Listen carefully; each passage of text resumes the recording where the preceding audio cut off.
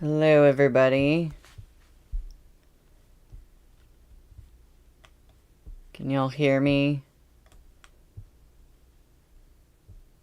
My program is being weird right now. It's supposed to show me my status and everything, and it's not showing up. I think it's just taking it a minute. Hi, Ward of. Hello, blue turnips. Okay, good. Awesome. Things are working even if I can't see what I want to see right now, so I'll assume everything is okay. Do y'all remember in like the very first stream in one of the early chapters when it was talking about the army being called the Wangba army, and then this time period where like people would give their children like a shitty name to for good luck or to ward against evil or something like that? Because I saw the other day, I saw this video, and this was about Japanese history. But there was a time period in Japanese history where people would give their children names that literally ended in the word for shit, which is maru. So it would be a name ending in maru, and that would mean something shit. And that was supposed to ward against demons. And I was like, well, that's weirdly similar. So I was thinking that that might actually have some influence from actual real history, which I think is amazing. But I need to find that video. If I can find it, I'll put it in the chat or the Discord at some point because it was incredible. Um, I just, I love knowing that that was a real thing. And like, I've heard of Japanese names ending in Maru before, at least like some character from a game or an anime, uh, their name ends in Maru. So I was like, this whole time I knew about this and I didn't know what that meant. Oh, hi, Henry. Thank you for coming. And yeah, blue turnips, that I was thinking that there might be an influence from Chinese culture, so it might be coming from kind of the same thing. Thank you. Thank you, Henry. Yeah, also, I've been so anxious to find out what happens next. I don't like waiting a whole entire week between streams. So thankfully, we don't have to do that again this week. Cause I'm ready to find out what the heck is going on. Once again, we were left on like sort of a cliffhanger. We just found out about the matching like neck sigils. Um and I guess I'm gonna get started. We were on page 207, and that's chapter 19, which is called Wait for You.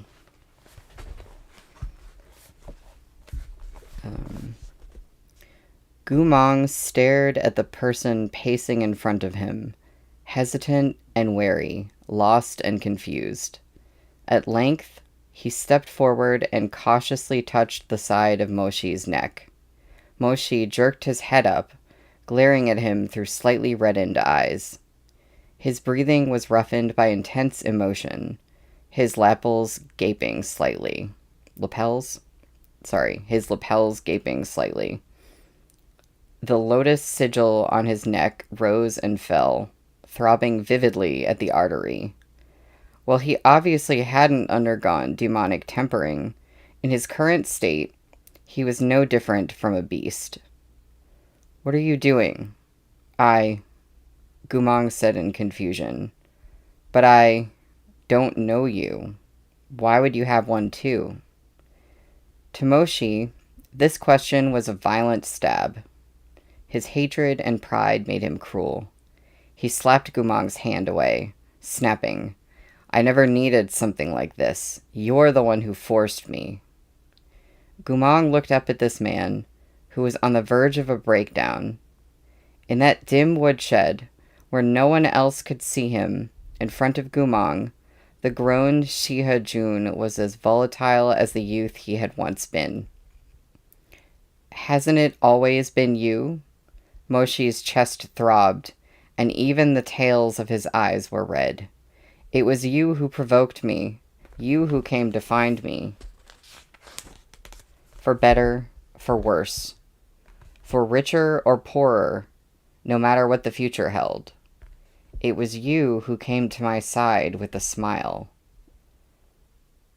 It was you who made me believe that there could be friendship unconcerned with any other pressures, that someone could be good to another person regardless of whether that good would be reciprocated. That kindness, sincerity, and fiercely unconditional loyalty truly existed. It was you who pulled me back from the edge. Moshi really had lost his mind. He had held back and waited for so long, waiting for this day, all to ask Gumong for the truth. He'd wanted nothing more than to see what exactly was in Gumong's heart. So why had he been denied even the slightest deliverance? He had been deceived, abandoned, and betrayed. I like you. A lie. I'm willing.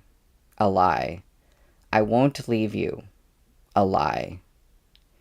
Nothing remained but these lotus tattoos on their necks, proof of the things they had shared in their past, proof of how foolish, unreserved, fearless, and unhesitating Moshi's sincerity had once been. Proof that there had once been a youth who hadn't known the trap that was love. So stupid that he wanted to dig out and offer up his own heart. So stupid that he believed all those promises could come true. So stupid. So stupid that it still hurt, even now. Those overwhelming, intense emotions rang in Moshi's ears, and the world swam before his eyes. As Moshi looked at the Gumong in front of him, dizzy, his vision steadily darkened at the edges and grew blurry. Also, lotus tattoos, is that... I gotta check something. That is...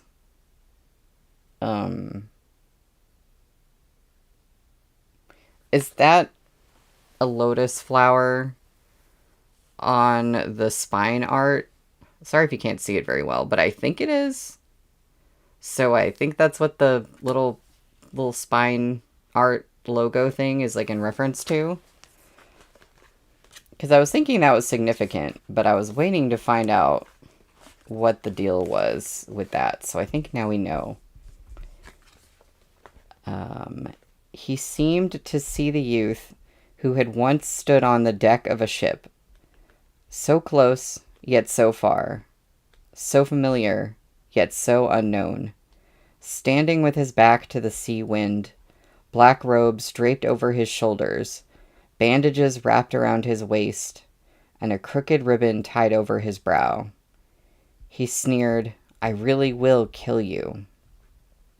Moshi grabbed Gumong and pressed him against the wall, lost between past and present. "Yes, I knew you would kill me. Haven't you already stabbed me once?" He inhaled. "Why didn't you stab me a second time at Wangshu Manor?" He knew he was going mad. He knew he was being absurd.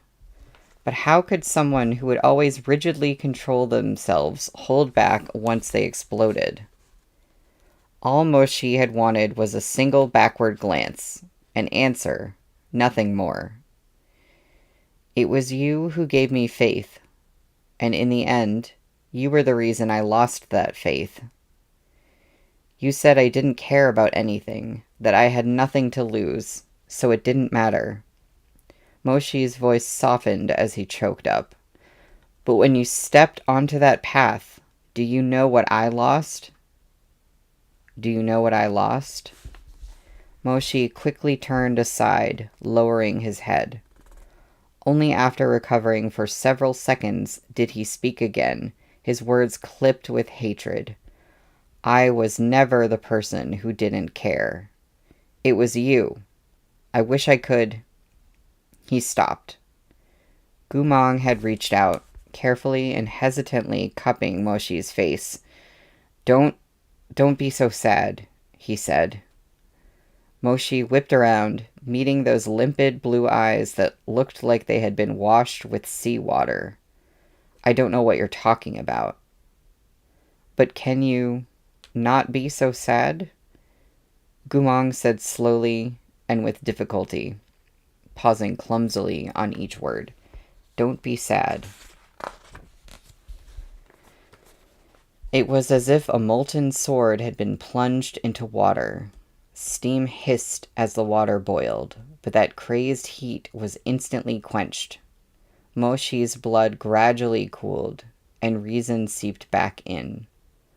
Gumong gazed at him.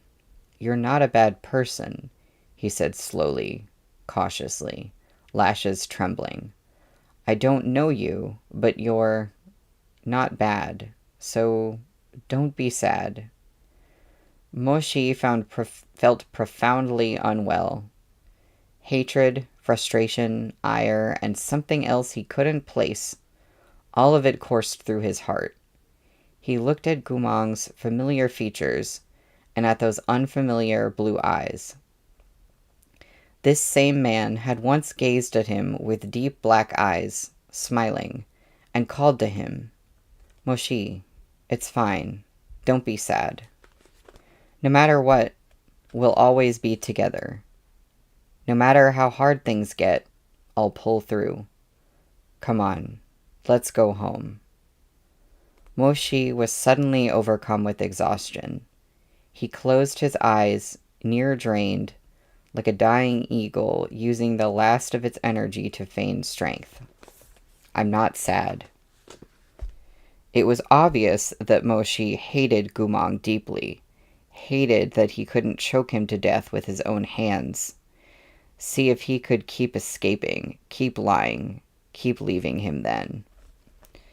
Hated that he couldn't watch with his own eyes as Gumong's skull shattered and his blood sprayed out, at last bringing an end to all this hope and despair. Instead, as Gumong carefully tried to console him, as Gumong asked him not to be sad, Moshi found himself thinking of a scene from many, many years ago, when Gumong had sat by a blood-splattered trench and summoned his ridiculous little holy weapon, the Suona that, after defecting, he had never used again, and played a truly maddening tune. By the way, I looked up some videos of someone playing the Suona. I found this woman who plays covers. She did a cover of, like, Viva La Vida with the Suona.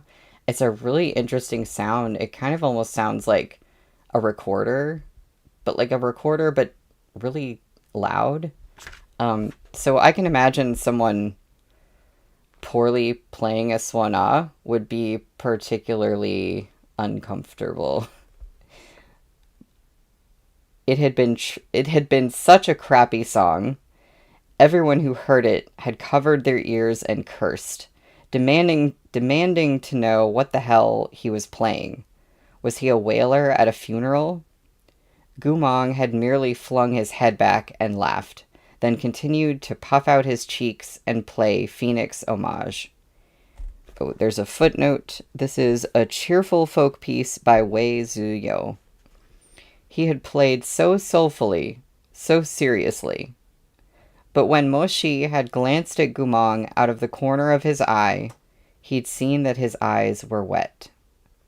Gumong cared. He had lied and dissembled for so many years, but Moshi knew he cared. So Moshi wanted to believe him, to believe that those things in their past weren't all lies. For this possibility, he was willing to wait. Never mind, Moshi said after a time. If you can't remember, then never mind. And finally, in a choked tone, I misspoke.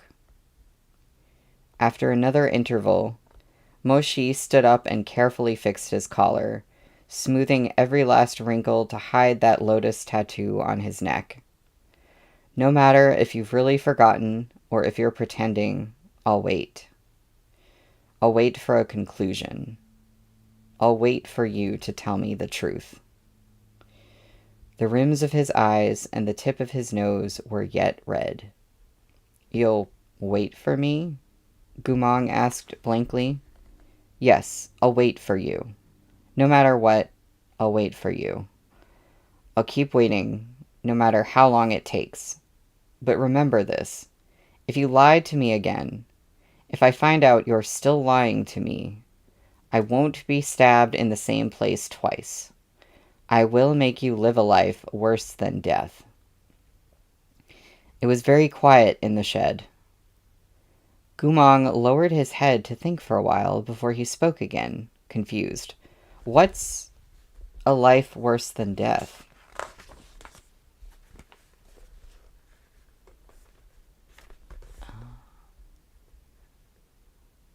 "Oh, hi there. No worries about being late."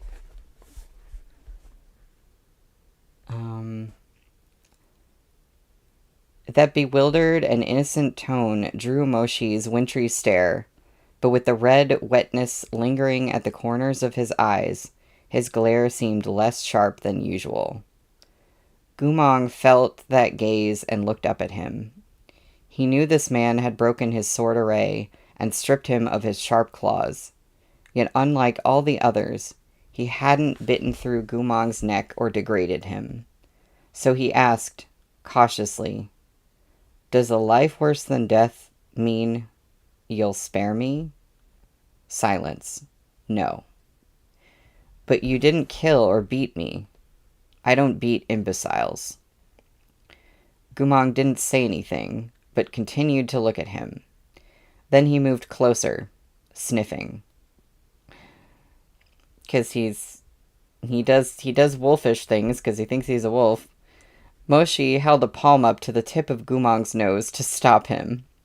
"What are you doing?" Gumong licked his dry lips. "Remembering you," he said softly. Remembering him? Remembering what? His face? His scent? Or that he was someone who didn't beat imbeciles? But Gumong didn't explain.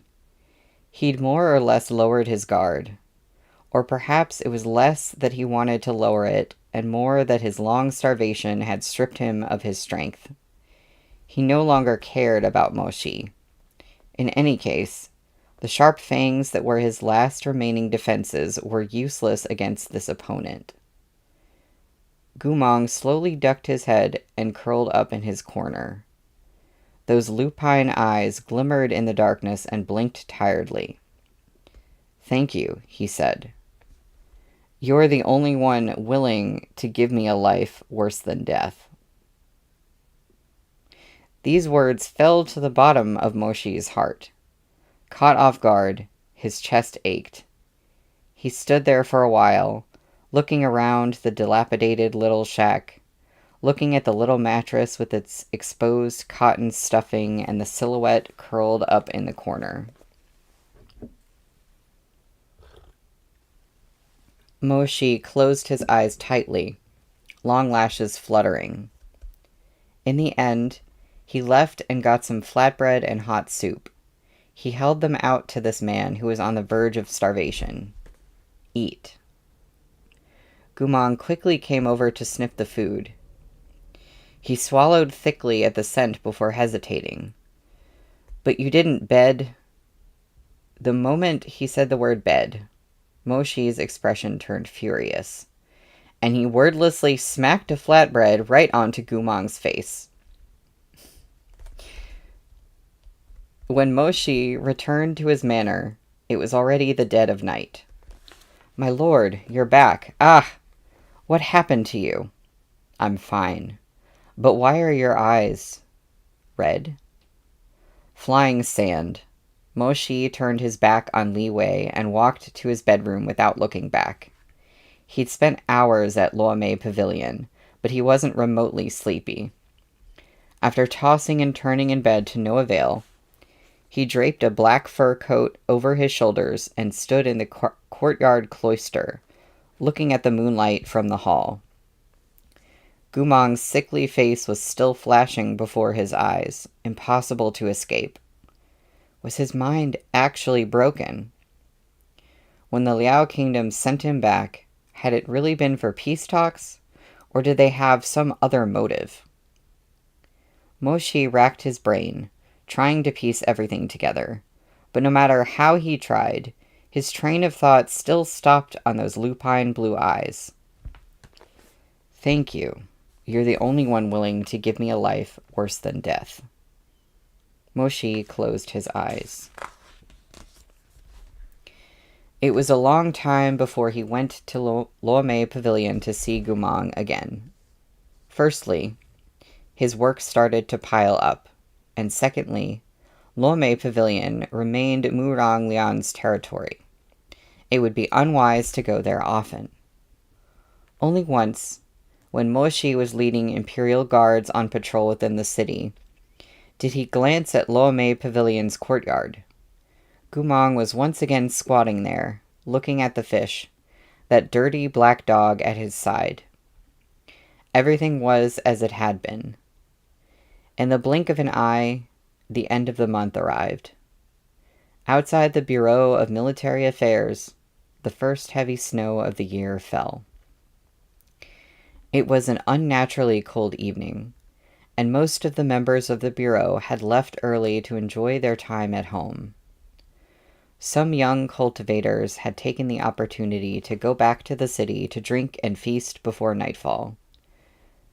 Mo Shi was preparing to return to his own manor when he heard a timid voice speak in front of his desk. "Shihe-jun, may I ask a favor?" And that's the end of the chapter.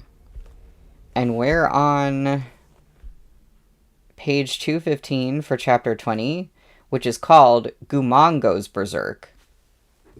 So that's interesting.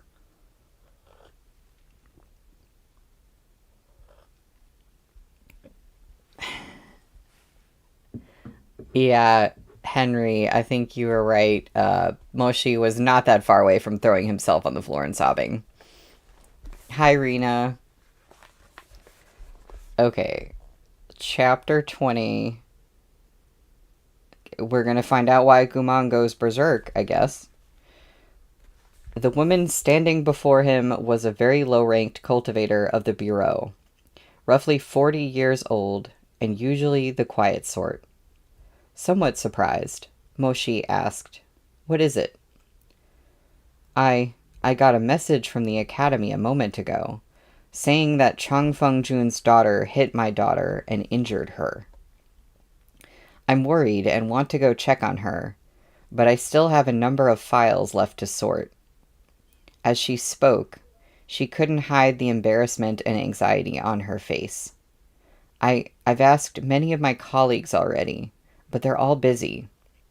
Even Yue Gongzi has plans to go drink at the Eastern Market with his friends. So I wanted to see if I could trouble you. Mo Shi frowned slightly.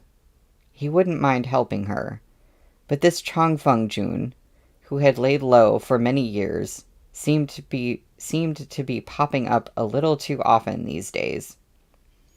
Is she badly hurt? They said it was a sprained arm, the cultivator said. Even though it's not serious, she's been crying nonstop. The elders don't know what to do. Then you may go. Be careful on the road. The cultivator hadn't placed particularly high hopes on this icy commander. She certainly hadn't expected that after asking so many people, the one to help her would be him. She couldn't help but widen her eyes, and a joyous flush appeared on her face. Many thanks to Shihe-jun. The baskets for the files are all over there. As she grew excited, she began stammering. I've already sorted most of them. I'm terribly sorry about inconveniencing you with something so trivial. It's no bother. Your daughter comes first. The cultivator thanked him a few more times before rushing off, leaving Mo Shi by himself in the Bureau of Military Affairs to organize those old scrolls. Mo Shi was high-ranking and powerful, so he never bothered with trivial tasks like these. Only after he began did he find that it wasn't so easy. There were many files, all of which needed to be organized by year and level. The important ones had to be sealed with a talisman, while the useless ones were to be destroyed. Finding himself a novice at this task, he worked very slowly.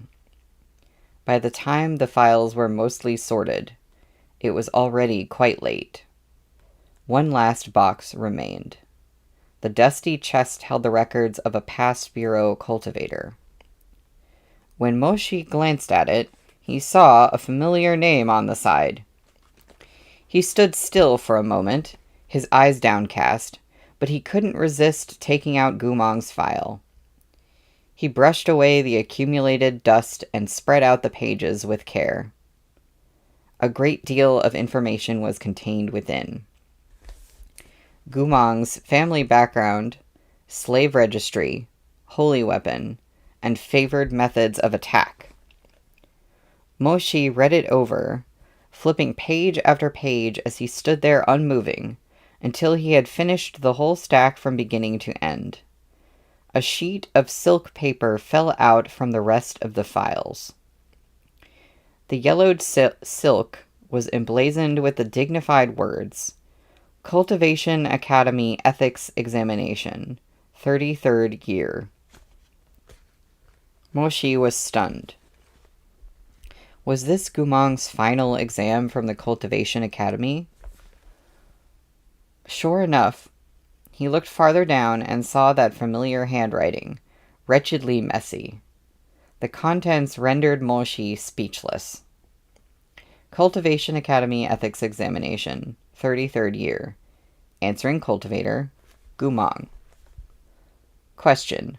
One ought to reflect upon oneself every day. There is a footnote. This is a quote from the first book of the Analects of Confucius. The disciple is asked to reflect upon their deficiencies and answer honestly. A. Personally, I have a money deficiency. Q.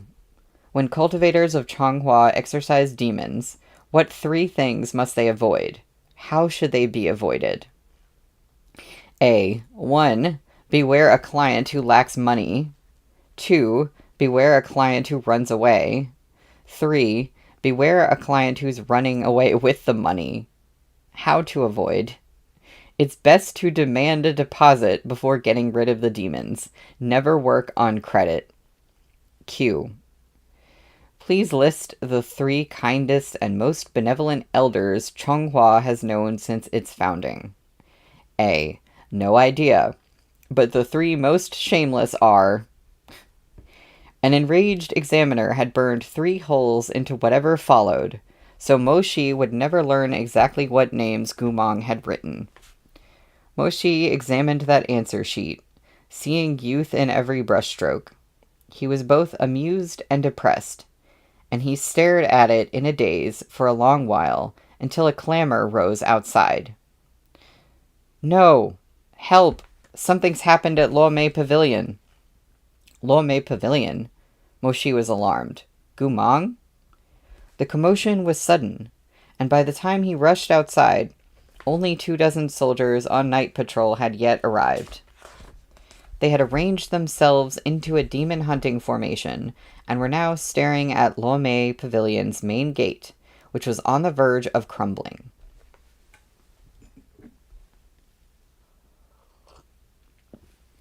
Blue turnips. Let me guess, Gumong, Gumong, and Gumong? Yeah, exactly. Henry, what in the Wei Wuxian? I was literally just thinking about Wei Wuxian. That's exactly how he would answer questions. The soldiers were covered in cuts and bruises, and the limestone beneath their feet had been crushed to rubble.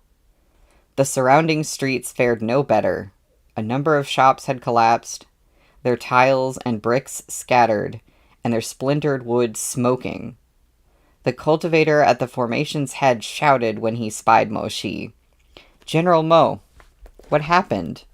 It's Gumong. I'm not surprised. A burst of extraordinarily potent, malevolent chi exploded from his body. He's gone berserk. Where is he? We only injured him. He's gone and hidden within Danmei Pavilion. He doesn't dare rush out to fight again, but neither do we. We're waiting for reinforcements. Moshi looked toward the creaking gate. Just as he'd been told, a figure was standing in the shadows, eyes glowing faintly in the darkness. Gumong was clearly watching every movement on the street outside. Moshi stared at those lupine eyes. Isn't his spiritual core shattered? He asked, how could he suddenly lash out like this? We don't know. The head cultivator looked like he was about to cry. His martial abilities make no damn sense. We'd be so much better off if we'd chopped off his head at the start, instead of letting him bide his time in Danmei Pavilion. He has to be faking it, another cultivator said angrily. How could his core be broken, his mind damaged? Did that man we saw seem weak and helpless to you? Exactly. If he really doesn't have spiritual energy, then who gave me this cut on my face? Why did His Imperial Majesty let this dog live? They were still voicing their impassioned objections when they heard the thunder of approaching hoofbeats. Moshi turned to see a procession of 12 elite mounted cultivators galloping through the light snow, escorting a carriage engraved in gold. Wang Shujun has arrived, because of course he has. The curtain in the gilded carriage was pushed aside as servants prepared a stepping stool, gauze umbrella, and incense burner. Only after a lengthy stretch did a thin, sickly face drift out from within. Oh, how lively! Murong Lian noticed Moshi at once. Shihajun's here too. Moshi didn't plan to waste more breath than necessary on him. Something's happened to Gumong. Murong Lian scoffed. I am, of course, aware. That's exactly why I've come. As he spoke, he took a few deliberate steps forward and came to a stop near the red lacquer door of the pavilion. He soundlessly recited an incantation, and blue light blazed from his left hand. Go, seize the beast. Under his command, the blue light transformed into chains and shot toward the door. The door, fully 5 inches thick, was pierced straight through and fell with a thunderous boom. Gumong was caught unawares in his hiding spot behind the door and was instantly immobilized by the chains of blue light. Return, Murong Lian shouted. The chains tightened mercilessly. Gumong crumpled to his knees amid the sound of clanking metal and was swiftly dragged before Murong Lian. No more than a mad dog getting up to no good. A satin slipper embroidered with lunar patterns stretched out and stepped on Gumong's face. Yeah, that's what that says. Stepped on Gumong's face. What need is there for General Mo now? Murong Lian asked lightly. Gumong's eyes were frantic as he struggled against his bonds. His entire body overflowed with spiritual energy, and his teeth gnashed. Let go of me. Let go of you? Murong Lian curled his lip. Since when do you give me orders? As he spoke, he tightened his fist. The chains retracted into his hand with a clank, dragging Gumong up from the ground as well. Murong Lian grabbed his hair, forcing Gumong to look at him. 2 unnaturally pale faces met, their noses almost brushing. I am the master, and you are the slave, Murong Lian said. General Gu, why has a month of starvation still not taught you your lesson? Let go, Gumong choked. A nearly crazed look flashed across Murong Lian's elegant face. Just as he was about to speak, he saw Gumong narrow his eyes. Murong Lian's heart pounded. Reacting with the cultivator's instinctive wariness, he immediately released Gumong and retreated. At almost the same time, the brilliant sword array exploded once more from Gumong's body. The array this time was far more stunning than before. Every sword of light was taller than a man. The one closest to Muranglian swiftly broke free from the array and flew directly toward Muranglian's heart. "My lord, be careful! Wangshujun, watch out!" The attendants shouted in shock. But though Muranglian's martial arts were poor, he was vigilant. He flung up a hand, and a wall of ice appeared in front of him. The sword hit the wall, shattering the ice into powdery crystals as Muranglian ducked to the side.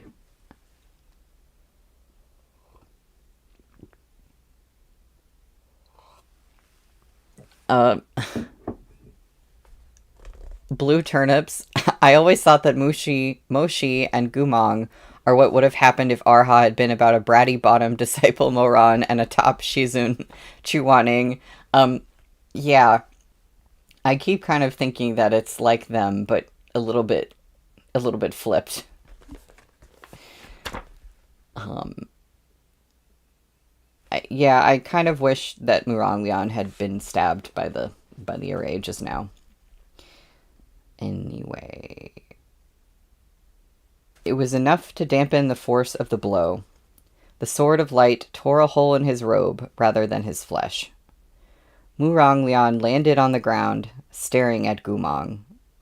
Gumong was panting as he yanked Muranglian's chains off his neck and tossed them rattling to the ground. Then he raised his head, swallowing as his hands curled into fists.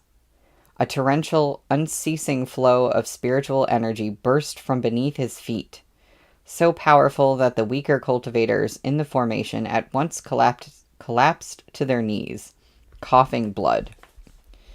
The head cultivator paled. "He's about to go berserk again. Hurry, stop him. Back in formation. Prepare to fight." But the spiritual energy surrounding Gumong was already too great.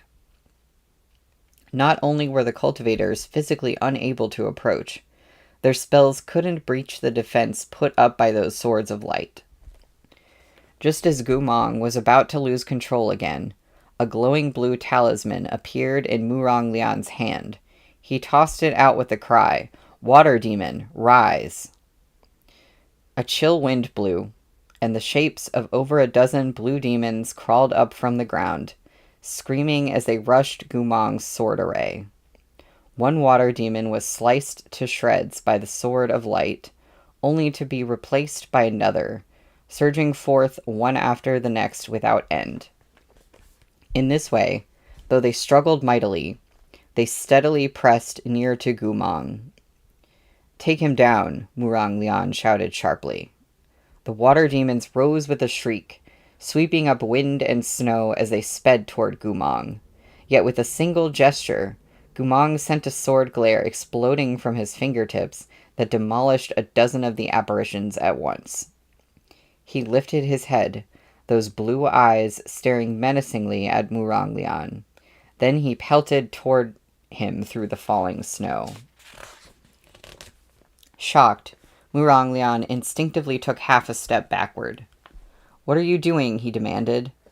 Gumong didn't answer, but the electric blue phantom image of a lone wolf suddenly soared up from his back.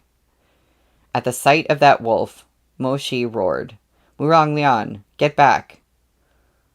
"Why are you trying to save him, sir?"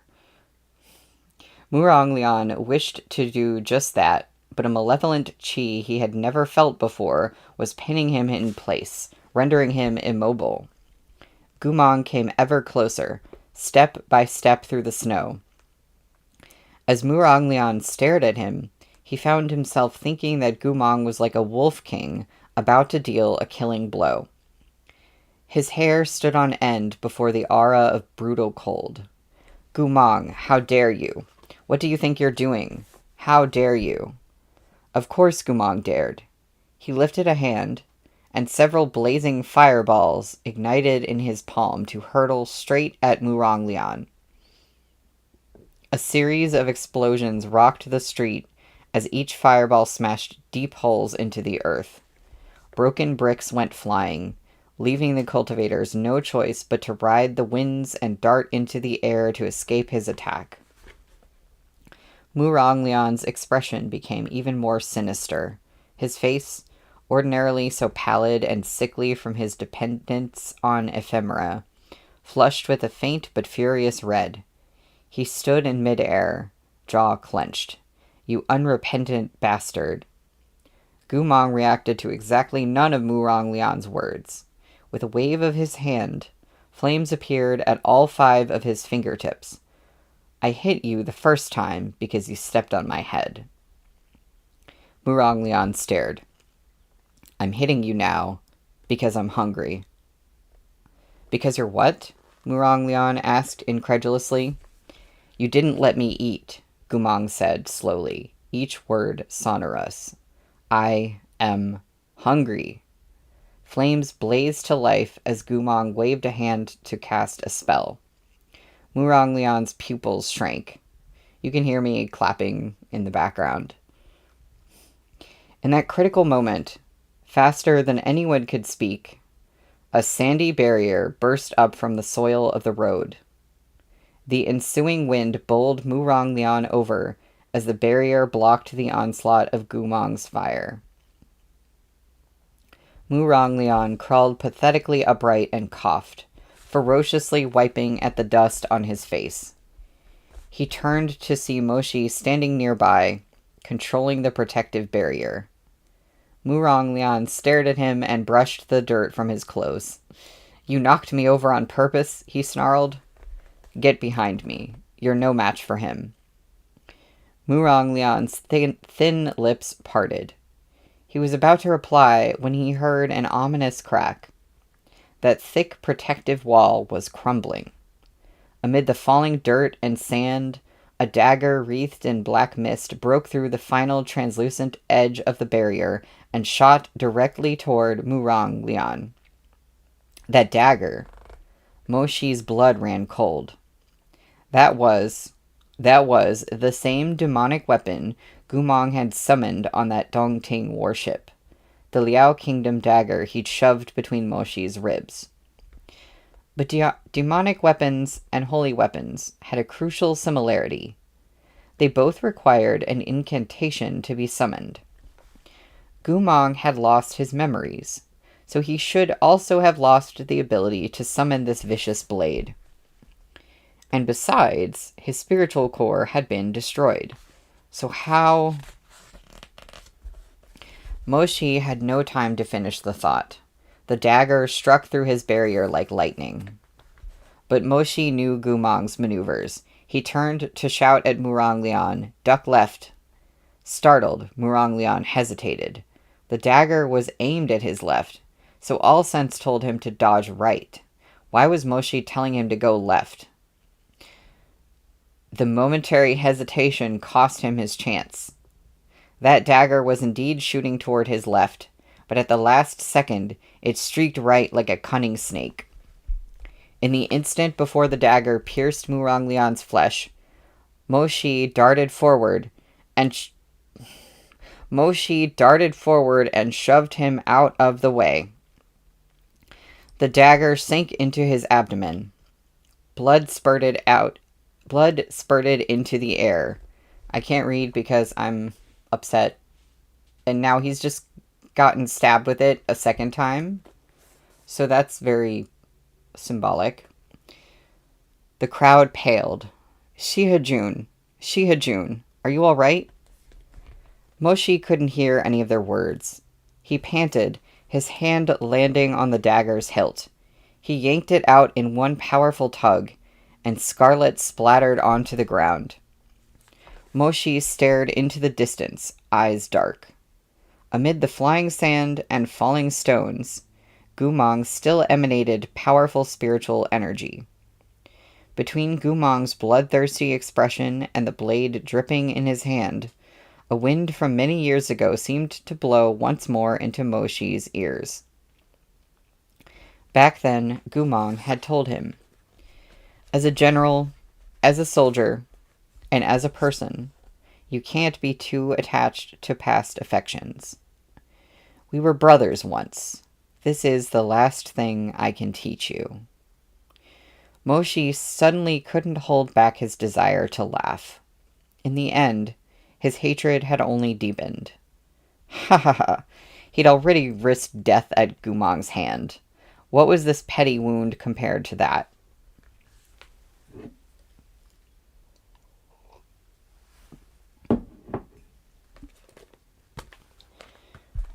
Moshi gritted his teeth and straightened to his full height. Seething crimson poured from his palms as he stalked toward Gumong. Gumong surely sensed the malice rising off him. As Moshi drew near, the spiritual energy swirling around Gumong exploded once more. But Moshi merely brushed away Gumong's array of light with a wave of his palm, shattering it with a crash. The cultivators fighting at his side were astonished. Ah, that's beyond terrifying. The Mo clan bloodline is genuinely insane. One of them even started mumbling. If Shihajun's such a good fighter, how did Gumong ever manage to stab him through the heart? Murong Lian couldn't help but narrow his eyes when he heard that last. He watched the two men face each other with matched hostility, his gaze calculating. Gumong made to attack again, but before he could form another sigil, he heard Moshi snap, "Shuairan, come." A crimson snake whip shrieked through the air to answer his call. Moshi's brow creased, his expression predatory. "Gumong," he shouted, "did you really think I would never raise a hand to you?" As Moshi's voice rang out, Shuairan shot toward Gumong like lightning in a gale. The snake whip tore through the snow, sending sparks in all directions as it struck down without mercy. Gumong couldn't dodge in time. The lash bit into his shoulder and drew blood at first touch. Gumong's violence-addled mind seemed to clear at the sight of his injury. He shook his head and involuntarily took a step back. "Stop right there. Where could you possibly run?" a hoarse voice rasped, and Shuairan thoroughly bound Gumong. Moshi took his palm off his own wound and wrapped his bloodied fingers around Gumong's neck. "Your mind isn't broken at all," Moshi said furiously. "You can still summon that demonic weapon. You remember its incantation, and you fight like you used to. You clearly remember everything." Choking, Gumong couldn't answer. His pale face gradually flushed red, his fingers scrabbling for purchase on Moshi's hand. Moshi ground his teeth. "Speak. Why did you come back to Changhua?" Gumong lifted his arms, hands trembling, as he covered the fingers Moshi had wrapped around his neck. Blue eyes met black. Those black eyes held endless flames, but the blue were wet. Gumong couldn't breathe. It was as if he would be strangled to death just like this. Moshi was infuriated. "Speak." The cultivators surrounding them were too terrified to cut in, fear written clear across their faces. At that moment, the pounding of hoofbeats sounded in the street. "Shihajun, have mercy," someone cried. "Whoa!" A palace official had rushed onto the scene.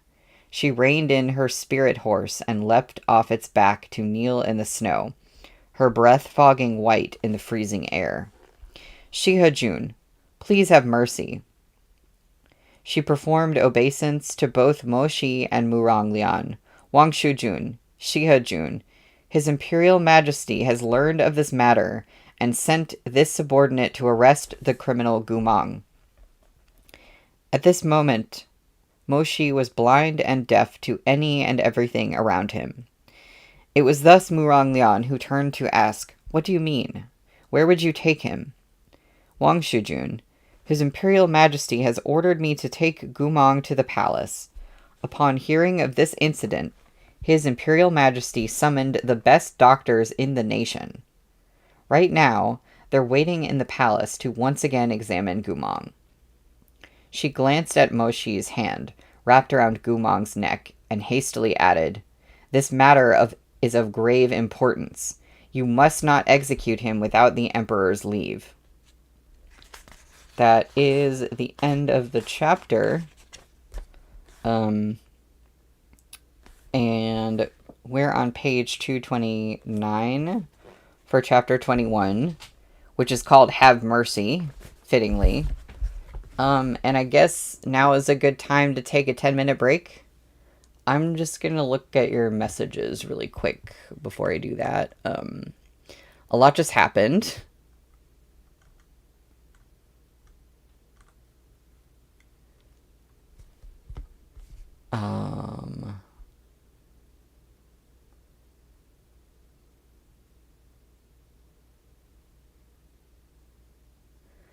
Yeah, I'm really wondering what is allowing Gumong to do all this, because I feel like it's a lot more complicated than him lying and covering something up. There's definitely somebody behind the scenes doing something. And I bet we will have to wait multiple volumes before we find out all of that. But anyway, Rena, Loki, I'm scared to have him meet the Emperor. Yeah, that also is concerning because I'm not sure what the Emperor wants to do with him, but I don't like that. Yeah, so we're gonna take a 10-minute break, and when we come back, we're gonna find out what happens in chapter 21, and I don't know where my bookmark went. I kind of need that. Okay, well, I'll find my book. Oh, there it is. Literally under the book. Okay. I will be back in 10. So, yeah, get up and drink some tea and do something nice for yourself while we wait to find out what happens. See y'all in a jiffy.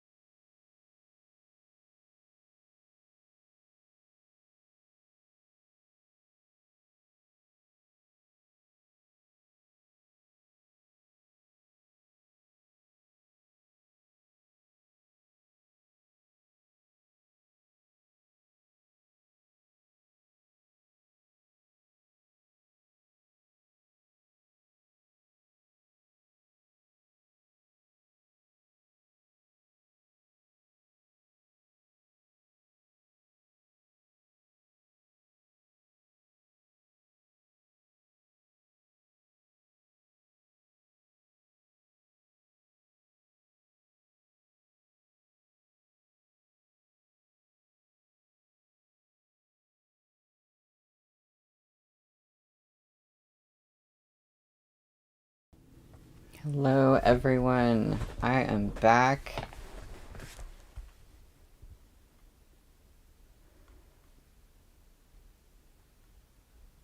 Oh, Wangshan bunnies?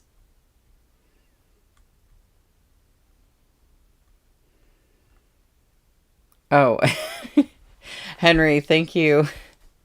About the chicken-shaped bag on the door. Yeah, my cousin got me that. Um, uh...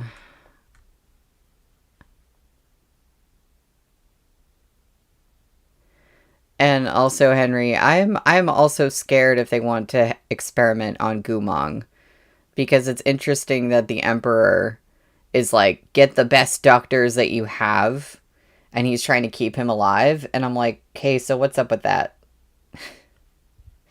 Questions that I have also had. But yeah, making eye contact with the Wangshan bunnies. Oh, that's right. They're behind me. I'm sorry. I was like, I forgot they're behind me. I have Wangshan bunnies behind me. And I also have, Wenkashing and Joseshu behind me. And I have these little animal things from Land of the Lustrous. These little guys. Yeah, sorry, I saw the message about Wangshan bunnies, and a lot of people have those, so I just assumed, Henry, that you, like, had your own, and I completely forgot they were, like, right back here. Yes. Yeah, definitely a good coping mechanism. And I guess, I'm gonna try to give you, like, some view of them so you can use it as we continue. Okay. We're on page 229, chapter 21, called Have Mercy. I don't know if Moshi is going to have mercy.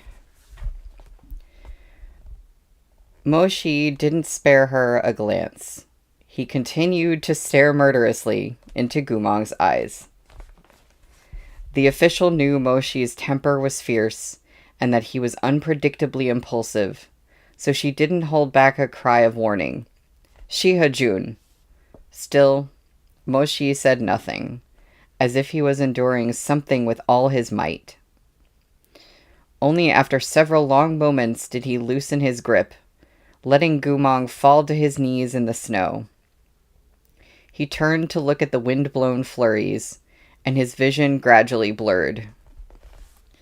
The official let out a breath of relief and made obeisance once more. Many thanks for Shihajun's understanding. Moshi stood quiet in the heavy snow, his back to the crowd and his hands clasped behind him. But as the official moved to help Gumong up from where he had fallen in the snow, Moshi turned his face, his voice low and muted. Hold it. What is Shihajun's command? I will go as well, Moshi said. Startled, the official replied, Powerful cultivators cannot be present in numbers during Shennong Terrace's examination, in case of fluctuations in the flow of spiritual energy. Even if you come, you'll have to wait outside the hall. Very well. Moshi still hadn't turned. His tone was terrifyingly stiff, each syllable bitten out. Then I will wait outside. Any further attempt to dissuade him would have been inappropriate for someone of her station. Thus, the official took Gumong back toward the palace of Changhua, Moshi following in their wake. Approximately 2 hours later, snowy owls were sent out from the palace, urgently summoning every important official to come forth and confer. It was the dead of night, and this imperial order had pulled almost every high-ranking member of the court from their beds. Elder Yuwu of Chengtian Terrace had the worst luck. This asshole just so happened to be enjoying the pleasures of a brothel in the northern quarter of the city, and right at the crucial moment, a fat bird crashed through the window screen. Hoot! An order from His Imperial Majesty! An order from His Imperial Majesty, it shrieked. Every high-ranked official is requested to come to the throne room at once to discuss Gumong's case. Elder Yu promptly wilted. Wasn't this case dealt with ages ago? He cursed as he dressed. How has something come up all of a sudden? Ayah, Your Excellency, don't be upset. A woman clad in scanty and sensual garb rose from the bed to help him dress. If His Imperial Majesty has sent an urgent summons, he must have his reasons. Reasons my ass. It's so late. He doesn't give us a moment's rest. The woman pressed supple fingers to the elder's lips as she smiled wearily. Your Excellency shouldn't say such things. The walls have ears. What do I have to be scared of? I'm only saying these things to you. Elder Yu rolled his eyes. The current emperor does what he wants when he wants. This isn't the first time he's hauled us out in the dead of night. He's young and vigorous, but doesn't stop to think about our old bones. We can't handle this kind of excitement. Your Excellency, what are you saying? The woman gently scolded. You're always so fierce with me. It's more than I can take. Hee hee, if your bones are old, then what does that make mine? These words couldn't have been any more insincere. Elder Yu had quite obviously just withered. But he ate her words up, chuckling as he pinched her powdered cheek and kissed her nape once more. I'm off, he said. Little darling, I'll come see you again tomorrow. The woman giggled girlishly and saw him out, naturally making a great show of being unwilling to let him go. The moment the door closed, however, her face fell. Old trash, she spat.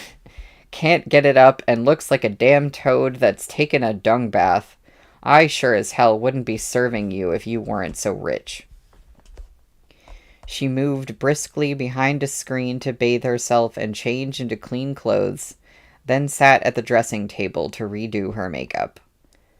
The woman had been at this brothel for many years, and had long since left her youthful beauty behind, but she was good in bed and willing to put up with a great deal. She always did her best to serve her clients no matter how revolting she found them, never letting her honorable guests see any trace of her discomfort. That was why a number of older customers who were getting on in years still flocked to her. Those younger maidens are so fickle. They don't say anything, but you can see it in their eyes. You're the best, Yu Nyang, honest and sincere. Anytime Elder Yu and his ilk said such things to her, she was secretly cackling. Yu Nyang was neither honest nor sincere. After working in this kind of place for more than a decade, her face had become caked with thick makeup that she could never take off, and she had developed and refined her skills to perfection. With each arched brow and smiling glance, she concealed every hint of her true feelings, even when she was about to die from disgust. How else could she compete with those tender, supple young bodies? Yu Nyang faced the bronze mirror and carefully traced over the lips that Elder Yu had kissed of their color. She picked up a lip paper and pursed her lips over the small sheet of dark crimson silk as she sat to wait for her second client of the night to push open the door. She didn't wait long before the rosewood door creaked open. Yu Nyang hastily pasted on her warmest expression, smiling as she looked up to greet her guest. Gongzi, you... When she laid eyes on the newcomer's face, she seemed to lose her voice. After a few beats of silence, her vermilion lips parted around a terrible scream. The man at her door was soaked in blood. This man was covered in bandages, and his eyes were thoroughly bloodshot. Scarlet drenched his hands, and a sticky eyeball was impaled on a finger of his left hand. He glanced at her. Don't scream, he rasped. Then he slowly walked in, lifted his hand to stuff the eye... Sorry. Then he slowly walked in, lifted his hand to stuff the eyeball into his mouth, and chewed a little before swallowing. It seemed that for him, eating an eyeball was akin to imbibing a holy medicine. An expression of bliss suffused his face. He licked his lips and slowly turned to look at Yunyang. "Get me a pot of tea," he said. When Yunyang made no move, his tone grew impatient. "Go get me a pot of tea." "Tea? What tea?"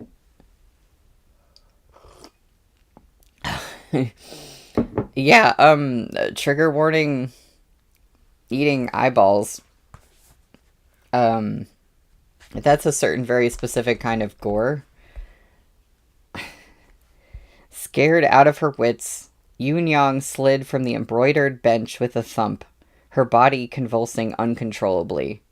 She wanted to get back up, but her hands and feet were ice cold, completely unresponsive, incapable of aught but quaking. She shook for a spell, then let out a mad, blood-curdling scream and staggered toward the door. "Help! Help me! There's a ghost! A ghost!" Elder Yu had just left, and as she thought of him now, he really did seem tall, mighty, and fierce. She began to shriek hysterically, "Elder! Elder Yu!" Yunyang burst through the door with a crash, stumbling as she tried to run out. Strangely, the eyeball-eating man didn't move a mote, as if he didn't care where she ran off to. Blood-stained lips parted to reveal a mouth of flashing teeth, and he leered cruelly. "Elder! Ah!" Yunyang reached the stairway. When she saw the scene below, her legs gave out. She collapsed heavily, without the strength to rise. At some point, the entire first floor, all the way to the wooden stairs, had been covered in corpses. The only exception was the center of the brothel's hall, where a handful of prostitutes huddled together, terrified out of their wits, their pretty faces awash in tears. An important official, Elder Yu of Chengtian Terrace, lay dead on one of the tables, 2 bloody holes where his eyes had once been. Yunyang shook her head again and again. No, no. Why hadn't the Imperial Guards noticed such a terrible event? Why hadn't Yunyang heard any screaming, when she had been only a wall away? A leisurely voice spoke from behind her, as if its owner had read her mind. "It's not like the nation of Changhua is the only one with secret techniques. If I don't want anyone to hear me, I have no shortage of methods to employ." Footsteps echoed. The man wrapped in bandages stepped out from the shadows, holding a teapot patterned with peonies. Tilting his head back, he poured a good half of it down his throat. He gurgled and swallowed, then carelessly tossed the pot away. It crashed to the floor and shattered. "You don't need to be afraid. I won't kill you yet." The man stepped forward and grabbed Yunyang's hair, yanking her down the wooden stairs to throw her toward the other lucky survivors. Then he pulled up a chair, unhurried, sat down in front of them, and looked them over one by one through bloodshot eyes. After a long interval, he said, "I want all of you to look at each other's faces. I'll give you an incense time." With that, he waved a hand from where he sat, and the brothel's doors slammed shut. With another wave, 3 of the corpses rose from the ground, including Elder Yu's. They limped, stooped, and unsteady toward the middle of the hall. Among the women, Yunyang was the only one who could still speak. "I cannot. It seemed the others were so frightened that their souls had fled their bodies. What do you mean to ask, what do I want with you?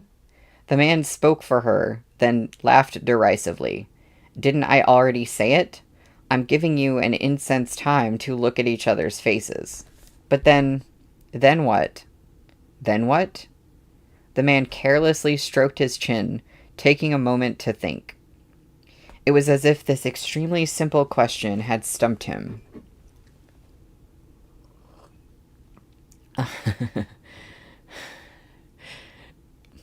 The eyeball-eating man is so funny to me. Am I insane? No, Henry, you're not insane. That is just, that's a line that you don't expect to see.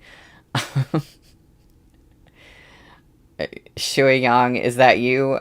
Yeah, I agree. I'm starting to wonder if this person has something to do with what's been going on with Gumang. Just a thought, just a gander. At this point, the three corpses had drawn near the women, and the eyeless elder Yu reached out to take Yunyang's arm. No, Yunyang screamed in terror. Don't touch me. Don't touch me. He's scaring you? The man asked lazily, turning to look at elder Yu. Old geezer, you're dead already. How come you haven't stopped groping people? Elder Yu looked up and emitted a gurgling noise, as if he were piteously trying to explain something to the man. The man snorted twice. With a wave of his hand, a burst of black chi swept out to strike Elder Yu in the forehead. The old man went limp and fell to the floor, spasming and convulsing before ultimately melting into a puddle of gore. So much babble. So annoying. The other two corpses seemed to sense something in this. Their footsteps became even stiffer, their movements more cautious. In the end, they slowly dragged 6 chairs over and carefully placed them next to the brothel girls before bowing. Please, take a seat, the man said. If it weren't for the fact that he was covered in blood and had just orchestrated this entire evil scene, his tone could have been considered courteous. What, do you need a hand? Though the girls were terrified out of their wits, they could hear what he said, yet they seemed to be frozen. Only after a long while did they muster the strength to clamber upright, shaking with fear. Each of them sat on a chair, unwilling to let either the bandage man or those two corpses touch them. Who are you? Yunyang said, choking up. No need to be hasty, the man said. Once you do as I say, and answer a few of my questions, I'll let you know, of course. He thought for a moment. Oh, right. As a reminder, don't go hoping anyone will come rescue you. I've cast a barrier on the door. No one will find out about this anytime soon. He slowly turned his head, gazing toward the tightly closed brothel doors.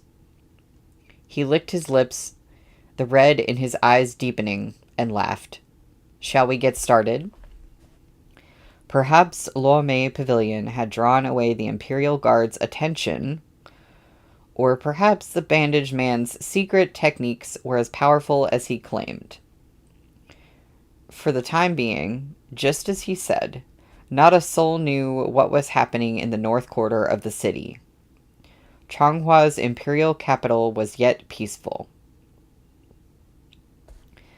High-level cultivators, each the occupant of a key ministry position, arrived on the imperial steps one after another. Mo Shi had already been waiting outside the throne room for a long time. Once Mu Ronglian arrived, he refused to stand anywhere else, insisting on the spot right next to Mo Shi. In the wind and snow, Mo Shi's side profile seemed even sharper and more grave. Mu Ronglian glanced at him, then looked forward again. Shihajun, have you really waited in this heavy snow all this time? He murmured mockingly. Mo Shi made no sound, quietly letting the snow blanket his shoulders. Muranglian watched for a while, but when it was clear Moshi had no plans to respond, he spoke again. On that note, let me ask you something. When you lost your temper outside Luomei Pavilion, was it because you realized Gumong's mind might not really be damaged? Moshi closed his eyes, a faint darkness creeping over his face. But Muranglian had no tact.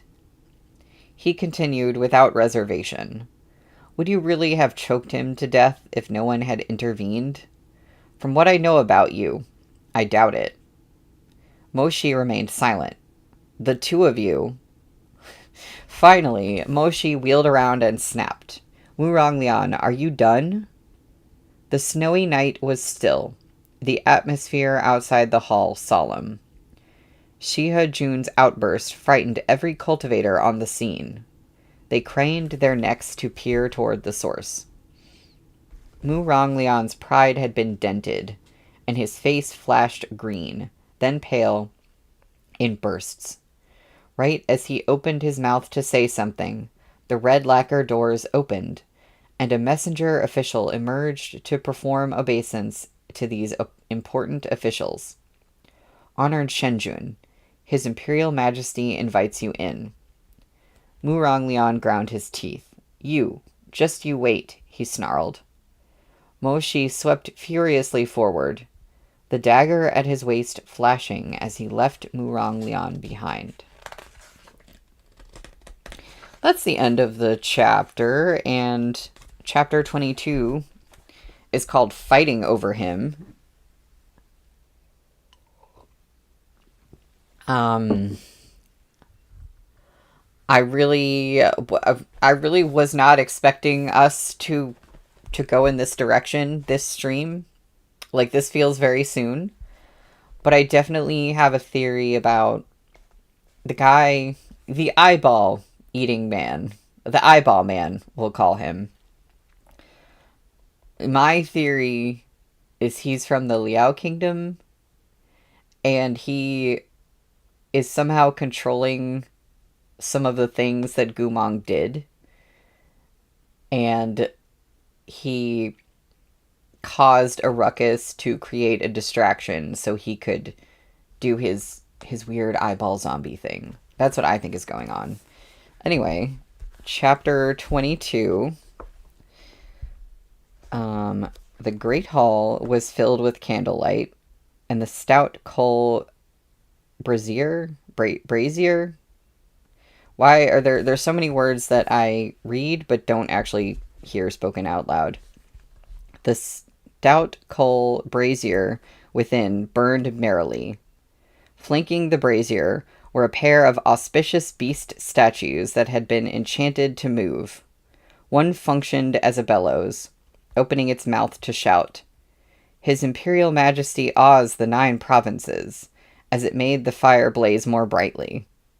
The other shouted, His Imperial Majesty's fortune floods the heavens, as it opened its mouth wide to inhale the rising smoke into its belly. Muranglian had gifted these 2 boot-licking golden beasts to the Emperor, who loved them deeply. But Moshi's opinion was that only the mentally impaired could find joy in such garbage.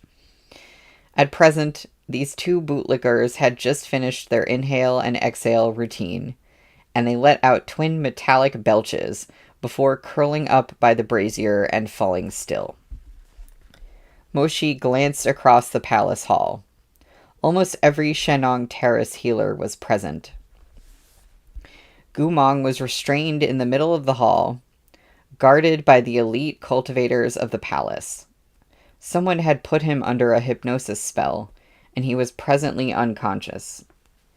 The Emperor was reclining on the pale yellow cushions of the imperial throne, wearing black robes and the beaded imperial crown.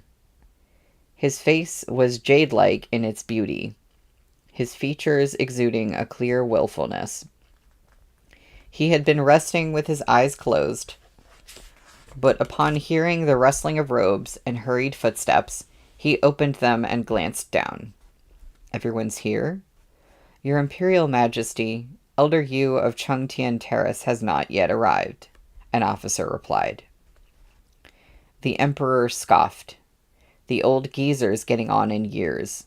Not even a snowy owl messenger can wake him. We think it's high time the leadership of Chengtian Terrace goes to someone more worthy. Your Imperial Majesty, please calm yourself. Do you think we aren't calm? The Emperor rolled his eyes and sat up straight. Is that like the royal we? With a wave of his pale yellow sleeves, he said, Gentlemen, take your seats. Our thanks to your Imperial Majesty, the entire hall intoned. We understand you're displeased to be called to the palace in the middle of the night. Perhaps you're even secretly cursing our name.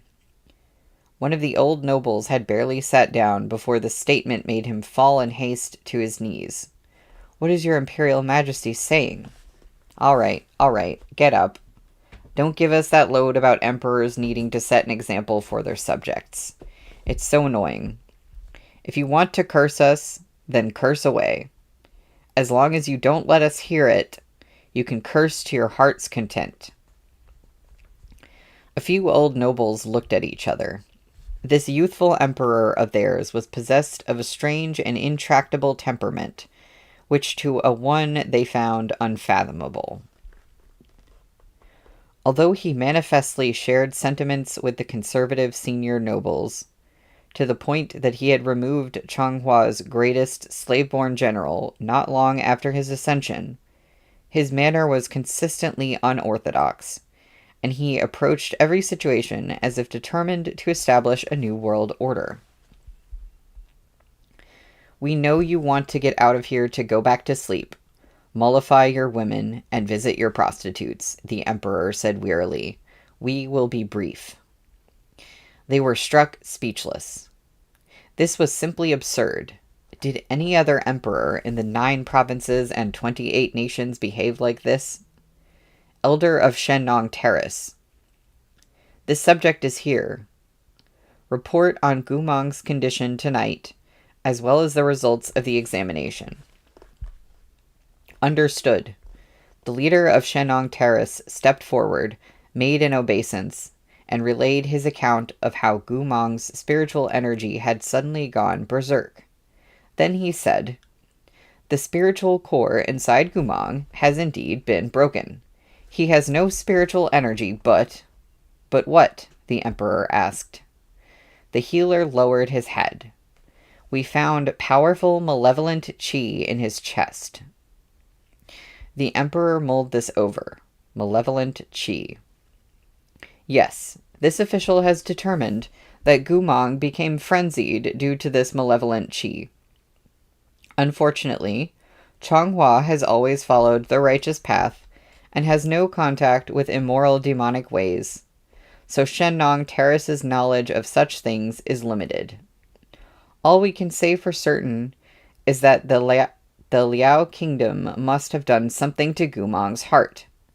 But to acquire further details, I'm afraid we'd... His expression was harrowed, his voice trailing off. You don't need to be afraid, the Emperor said. Just say it. No harm in that. The healer made further obeisance.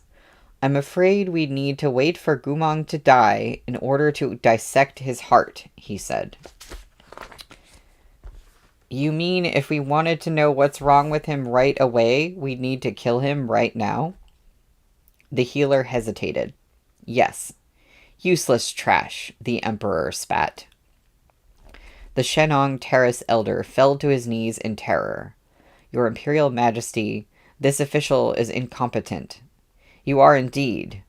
What would we want with a corpse? He's riddled with traces of the Liao Kingdom's magic. So long as he's alive, we can study him. What use is he dead? So we could bury him for the fun of it? Your Imperial Majesty, find another way. But Gumong's mind is broken, the Shenong Terrace elder said. Hardly any traces of those magic techniques remain, and I'm afraid...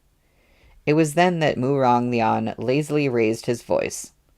Elder, Whether Gumong is in fact mentally broken is still yet to be determined. He flicked his eyes over to cast Moshi a meaningful glance. Isn't that right, Shiha-jun? Moshi said nothing. The elder swallowed with difficulty.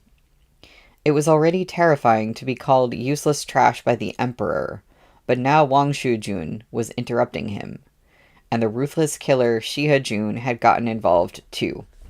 He felt like he was about to faint. Only after stuttering for several seconds did the elder manage to speak.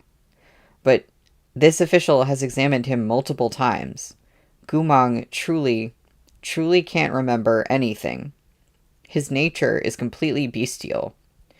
Why would Shiha-jun suggest that his mind is intact? Moshi replied, Gumong was able to summon a demonic weapon.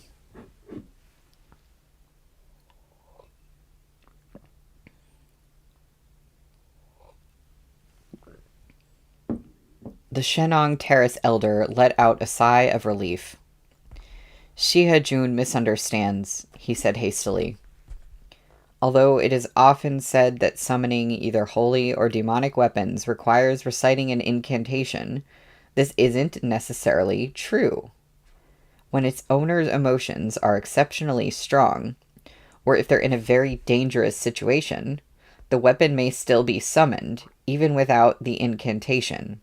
So that does not prove anything. Moshi listened without making a sound. His expression was frosty, but his eyes stared unblinkingly at the unconscious Gumong. Moshi looked perfectly unruffled.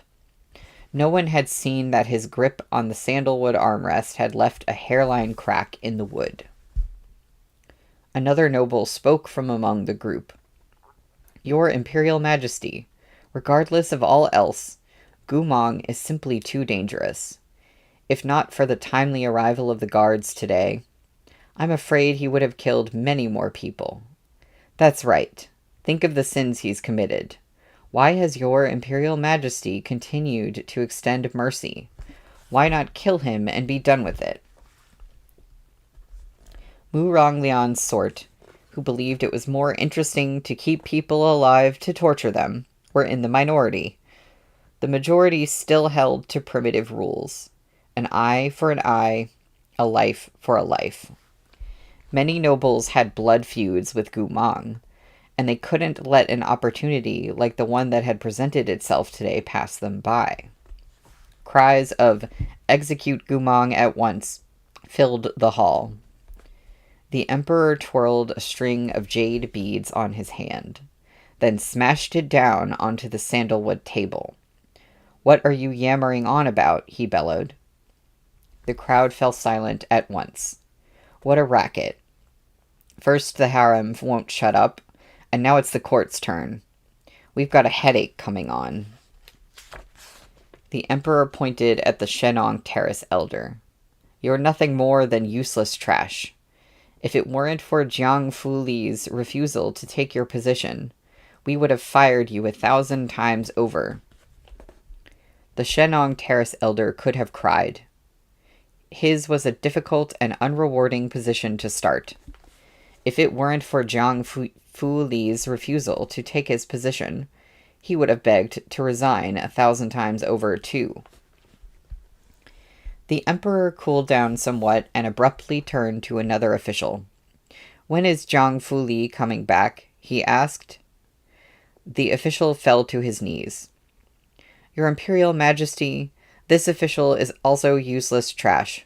This official doesn't know where Medicine Master Jiang has gone. Enough. You can get up. The emperor waved a hand, impatient. At least you're not useless trash. Jiang Fuli is hard to keep track of. If you don't know, forget it. The official was close to tears. Many thanks to your Imperial Majesty. The emperor looked up at his crowd of subjects. If we wanted to kill the traitor Gumong, we could have done so 2 years ago. We obviously have our own reasons for keeping him alive thus far. It was clear that some nobles still wanted to speak. Hold your tongues, the emperor warned testily. Let us finish. We are aware many of your friends and family have had the misfortune of falling by Gumong's hand, and that you want to deal with him once and for all. That way, your hatred will be avenged. However, aside from retribution, Changhua wouldn't gain the slightest advantage from that vengeance. So we will keep Gumong alive. Though the marks left on him are too faint for Shenong Terrace to glean any useful information, Jiang Fu Li might be able to accomplish what Shenong Terrace cannot. If there's anything Jiang Fu Li cannot accomplish now, he might still be able to in the future. We can wait. After a moment, he continued, his tone severe. The memories Gumong lost are useful. The spells on Gumong's body are useful. Gumong himself is far more useful alive than dead. Changhua has never cultivated the demonic path and only employs proper techniques to sustain our cultivation. However, if we fail to even try to understand them, if we refuse to make progress or to gain intelligence about the Liao Kingdom, he sneered, then we think, sooner or later, Changhua will be no match for Liao. The emperor wanted to study the demonic path of the Liao Kingdom. An array of different expressions crossed the faces of those gathered.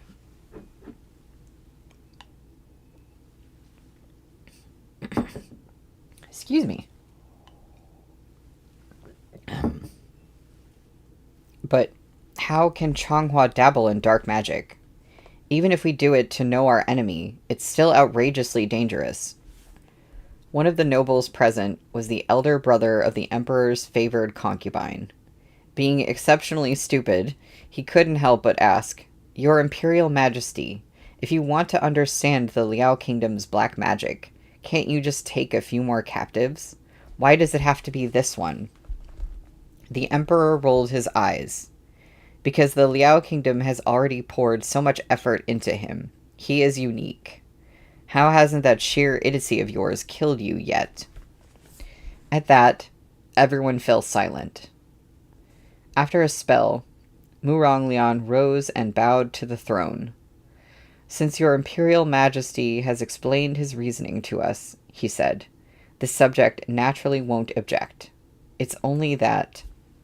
Speak. Oh, we have art.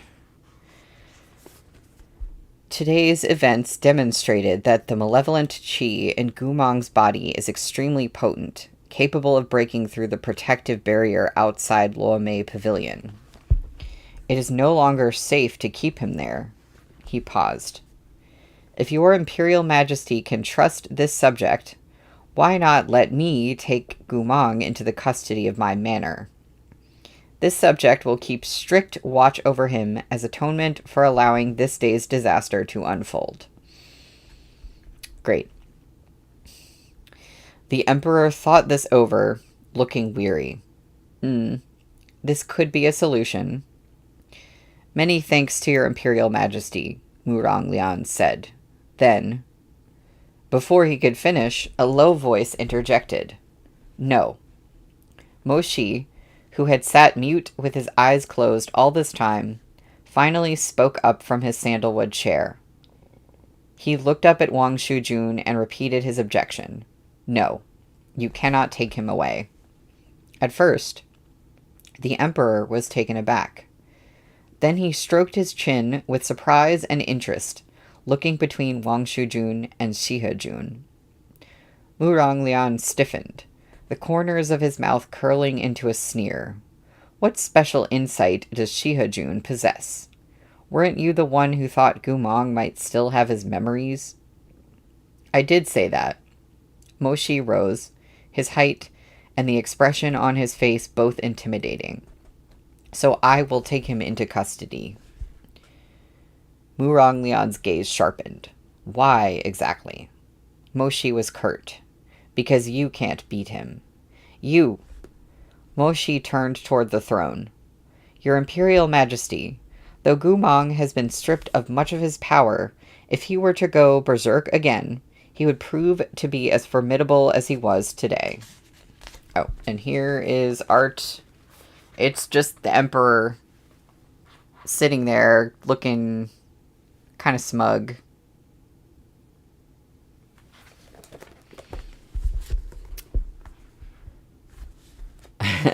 The Emperor doesn't seem to be an idiot. The old geezers in the court, however. Yeah, agreed. That sounds reasonable. You are aware of his martial prowess. In terms of one-on-one fighting, few in Changhua could best him, Moshi said, cool and steady. I ask your Imperial Majesty to send Gumong to Shihe Manor. I will keep him under total control and prevent him from harming your Imperial Majesty or any other individual in Changhua ever again. After a moment, Murong Lian smiled contemptuously.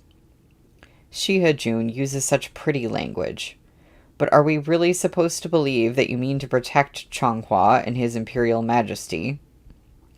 What are you implying? Moshi asked. What am I implying? Murong Lian tilted his pale face as he narrowed his eyes. Does Shihe Jun truly not understand what I mean? He lowered his chin and gestured in Gumong's direction. By taking him in, wouldn't you only be trying to protect him? What nonsense is this? Moshi's face instantly darkened. Gumong nearly died at my hand not hours ago. You think I'm protecting him? What was that? Nearly? Murong Lian shot him a cool, fluid glance. He's still alive, isn't he? Besides, right outside this hall, when I asked whether you truly wanted to choke Gumong to death with your own hands, did you answer? Moshi replied with barely suppressed rage. Why should I tell you? Whether you wanted to, whether you're willing. Yes, why should you tell me? Your relationship with him, your private affairs, why should they be shared with anyone else? Huh, my fellow gentlemen are quite forgetful. So why don't I give you all a reminder? Murong Lian's eyes glinted. All those years ago, didn't Shihe Jun's friendship with General Gu transcend class? This proclamation left the crowd not shocked so much as at a loss for words. Moshi and Gumong had been inseparably close. Everyone knew this. However, it was also common knowledge that Gumong had nearly stabbed Moshi to death after defecting. Since that stab, their relationship had long since passed the tipping point. Everyone was embarrassed. Some people laughed awkwardly without agreeing. Someone even said, Wang Shujun, that was ages ago. What more is there to say? But Murong Lian seemed to have expected this response. He snorted indolently, the corners of his mouth curving more dangerously. All right, then I won't speak more on it. He met Moshi's gaze again, smirking. Let me ask Shihe Jun a question. You've always been ascetic and proper, unsullied by houses of pleasure. So, I dare say, what were you... What... Oh, sorry. So I dare say, what were you after when you secretly visited Luomei Pavilion in search of Gumong? I knew it.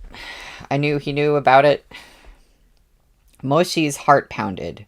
So that attendant had indeed reported his visit to Luomei Pavilion to see Gumong. But he didn't intend to deny it. Turning his dark eyes away, he said, For revenge. What else? If it was for revenge, why did you personally offer him water to drink and food to eat? Murong Lian savored each word as he hissed them out like a venomous snake. Could it be that seeing your Gumong Guga in pain hurt you?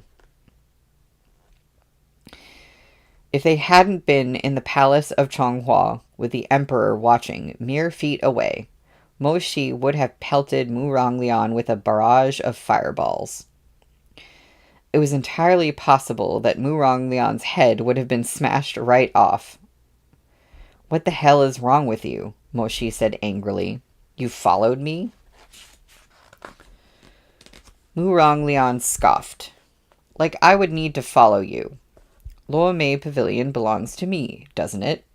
Moreover, you have only yourself to blame. Could it be that you were afraid people would find out?"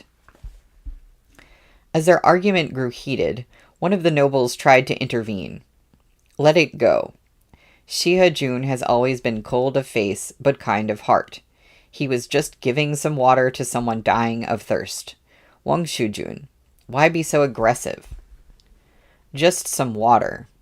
Mu Ronglian's eyes flashed with a chilling light. "Ridiculous.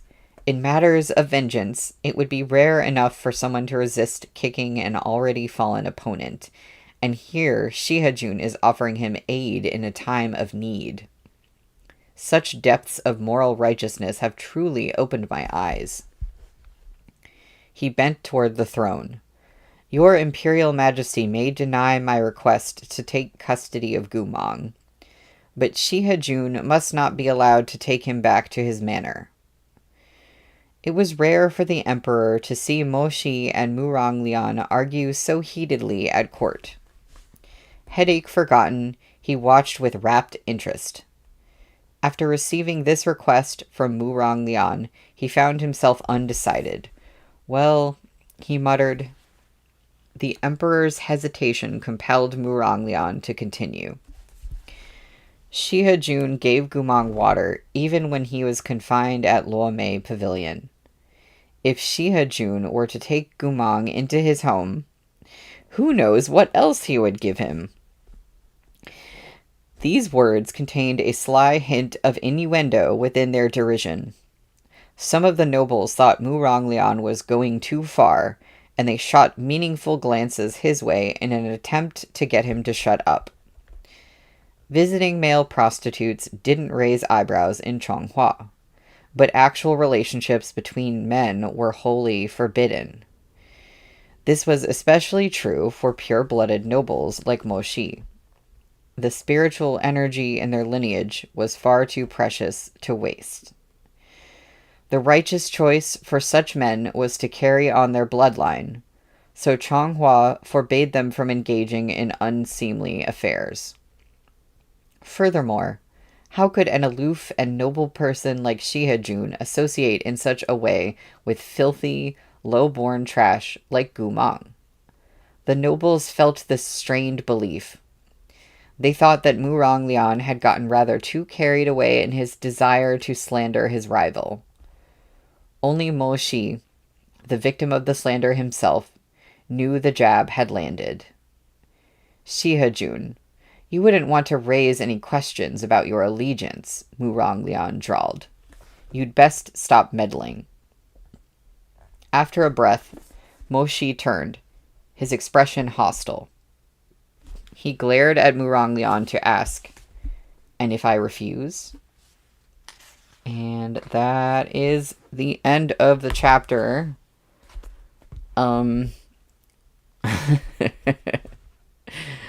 Blue turnips. I can think of something. Starts with a D, maybe a P. I